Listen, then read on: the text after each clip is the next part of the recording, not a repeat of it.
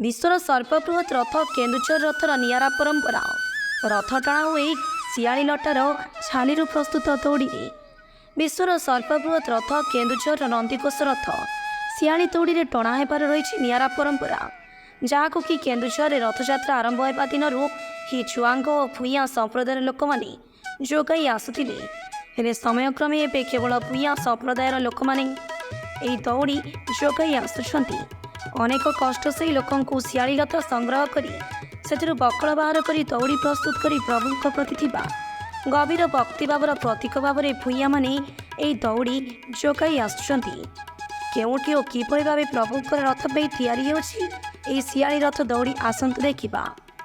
केन्दुझर जिला बांसपाड़ ब्लॉक तौला गाँ यह गाँटीर अधिकांश परिवार भूया संप्रदायर आई गाँवर भूया संप्रदायर लोक मैंने विश्वर सर्वबृहत रथ केन्दुझर जेबेठारु प्रथमे आरंभ होइथिला से समय आज पर्यंत दौड़ी जोगाई आसुछंती। एबे गाँवर बड़ठारु छोट पर्यंत समस्ते लागी पड़िछंती दौड़ी तैयारी काम। अक्षय तृतीया ठारू तौला ग्रामर लोके कंधमार्तन पहाड़ू शियाली रथर छेली संग्रह करिथांती। देवस्थान पूर्णिमा आज्ञामाण पाइला परे रथ दौड़ी तैयारी काम आरंभ करती। दौड़ी तैयारी करुथिबा लोकंक कहवा अनुଯାयी सबु शियाली लतारू दौड़ी प्रस्तुत हुए नहीं। जो गचरे कौन चढ़ई बसा कर शियाली लताटी गछ उपरକୁ तलକୁ लंबी केवल से लता को कटाई से बकल बाहर करते पर बकल को मोड़ी मोड़ी दौड़ी निर्माण करते। ये दौड़ीर लंब 108 हाथ थिबा बेले मोटे 6 इंच रही थाए बोली दौड़ी तैयारी करुवा भूया माने कहती। ये सब काम को पूरा गाँवर लोके बड़ आग्रह सहित करते। ये दौड़ीर अनेक वैशिष्ट्य रही। लोक श्रुति और गवेषकों मतरे ये दौड़ी रथरे लागिगला यह देवता पाल्टी जाती। या छुईले जन्म जन्मर पाप नाश होबार विश्वास रही ये रथ दौड़ी को नहीं रखिले लोकों अनेक शुभफल मिलता है विश्वास रही। द्वापर जुगे श्रीकृष्ण शियाली लतारे दोली खेलुवा बेले जरासपर श्रीकृष्ण पाद को हरिण भावी सरविध करथिला। श्रीकृष्ण देहत्याग करते प्रभु जगन्नाथ श्रीकृष्ण अवतार जेहेतु श्रीकृष्ण ये शियाड़ी गचरे बेले देहत्याग करते तेणु यही गचर छानी निर्मित दौड़ी रथ ठाड़े भक्त स्वर्ग प्राप्ति होता है। विश्वास को आखि आगे रखी आदिवासी मानक जिते रथ दौड़ी तैयारी केन्दुझर राजा प्रथम निर्देश देते से आदिवासी माने कृष्ण अंश रही शियाड़ी लतारे प्रस्तुत दौड़ी तैयारी करते सेबेठारु यह परंपरा रही आसी। केन्दुझर जिलार युधिष्ठिर पात्र रिपोर्ट न्यूज लक्ष्मी 7 सत्यजित सामंतराय।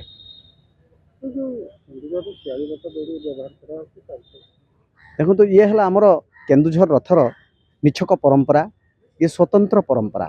केन्दुझर जो रथ आपन देखिए विभिन्न स्थान रे रथ दौड़ी सब नड़िया कतार तैयारी होता है, नड़िया दौड़ी। किंतु आमर भूया संप्रदाय एवं जुआंग संप्रदाय जो पीढ़ रही से पीढ़ तरफ ये जो शियाड़ी लतार दौड़ी प्रतिवर्ष तैयारी करा जाए प्रभु बलदेव जीव रथ पाई पठा जाए एवं ताकू पूजार्चना परे सी रथरे व्यवहार हुए, रथ टाणीबा पाई व्यवहार हुए। भूया जुआंग मैंने पुराणा कालरू आमर संस्कृति रही से रथ दौड़ी नहीं आसुले, रथरे से दौड़ी बांधुले और से ही रथ टाणुले। वर्तमान जुग परिवर्तन सह आमर अनेक लोक टाणुचंती रथ, किंतु रथ दौड़ी दबार परंपरा जो शियाड़ी लतारे तैयारी करुचंती एमाने किना जाउनी ए दौड़ी एटा सेमाने भूया पीढ़ एवं जुआंग पीढ़ सेमानक तरफरु एटा प्रदान करा जाय थाए एवं सेमाने धर्म भावना नहीं दीर्घ दिनरू शियाड़ी लता संग्रह करती एवं ताकू सेमाने तैयारी करती। से तैयारी करिबा परे ताकू पुणी सेमाने भारे बोहिकी आनी सेमाने केन्दुझर बलदेव जीव पाखरे ताकू अर्पण करती एवं सेही रथ दौड़ी आमर रथ टाणीबारे व्यवहार करा जाए। प्रतिवर्ष नुआ दौड़ी व्यवहार करा जाए। गाँटा ही दौड़ा जो जगन्नाथ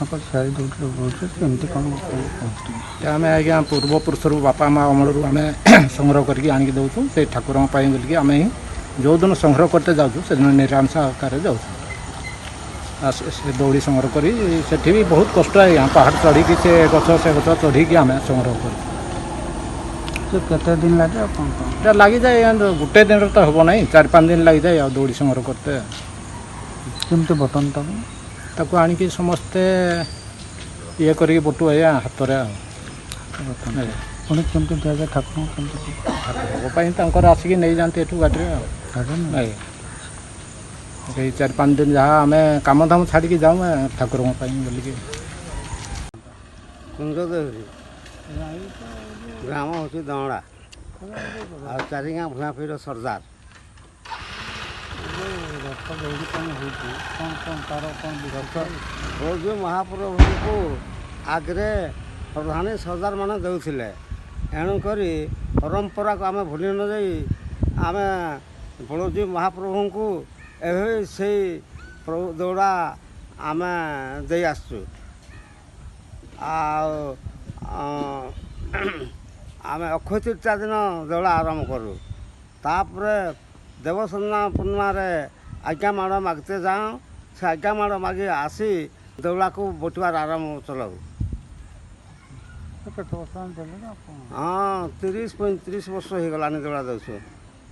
ଯେତେବେଳେ ଭେଟି କରୁଥିଲେ ଭୂୟାଁ ସର୍ଦାର ପ୍ରଧାନମାନେ ସେ ରାଜା ଚଳେଇ ନପାରି ସରକାରଙ୍କୁ ହେନବାର କରିଦେଲେ। ଯେତେବେଳେ ସେଇ ଦିନଠୁ ଆମେ ଦୌଡ଼ା ଦେଇ ଆସୁ ଦଅଁଡ଼ା ଗ୍ରାମବାସୀ। ଆଗରୁ ରଥଯାତ୍ରା ପୂର୍ବ ହେଲା ଦିନରୁ କେଉଁଠାରେ ଭୂୟାଁ ଜୁଆଙ୍ଗମାନେ ଆମର ହଁ ଦେଉଥିଲେ ଭେଟି କରୁଥିଲେ। ହଁ ପୁଣି ଆପଣମାନେ ସେଇଟାକୁ ଚଲେଇ ଆସିଛନ୍ତି। ହଁ ସେଇଟାକୁ ପରମ୍ପରାକୁ ଆମେ ଦେଇ ଆସୁଛୁ। ଆଉ ସେଇ ଠାକୁର ଯେତେବେଳେ ବଡ଼ ଦେଉଳ ନିର୍ମାଣ ହେଲା ଠାକୁର ନିର୍ମାଣ ହେଲା ଶିଆଳି ଲତାରେ ବଳଦେବ ମହାପ୍ରଭୁ ନନ୍ଦିଘୋଷ ରଥରେ ଶାଢ଼ୀ ଦୌଡ଼ି ନଦେଲେ ଇଞ୍ଚେ ଘୁଞ୍ଚିବ ନାହିଁ। ଆଉ ଅନ୍ୟ ରାଜ୍ୟରେ କି ଦୌଡ଼ାରେ ଟାଣୁଛନ୍ତି, କିନ୍ତୁ ପରମ୍ପରାରୁ ଆମର କେନ୍ଦୁଝର ବଳଦେବ ମହାପ୍ରଭୁ ନନ୍ଦିଘୋଷ ରଥରେ ଶିଆଳି ଲତା ଦେବାରେ ଚାଲୁଛନ୍ତି। ଦଅଁଡ଼ା ଡହଳା ଗାଁ ଆଉ ବଳଦେବଜୀଙ୍କ ରଥଯାତ୍ରା ଆଜ୍ଞା। ଭିତରେ କ'ଣ ସାମଞ୍ଜସ୍ୟ ରହିଛି ଆଉ ଶିଆଳି ଦୌଡ଼ିରେ କ'ଣ ସାମଞ୍ଜସ୍ୟ ରହିଛି? ଆମର ଯେଉଁ କେନ୍ଦୁଝର ଜିଲ୍ଲାରେ ଯେଉଁ ପ୍ରଭୁ ଜଗନ୍ନାଥଙ୍କର ରଥ ରହିଛି ସେ ବିଶ୍ୱର ସବୁଠୁ ଉଚ୍ଚତମ ରଥ।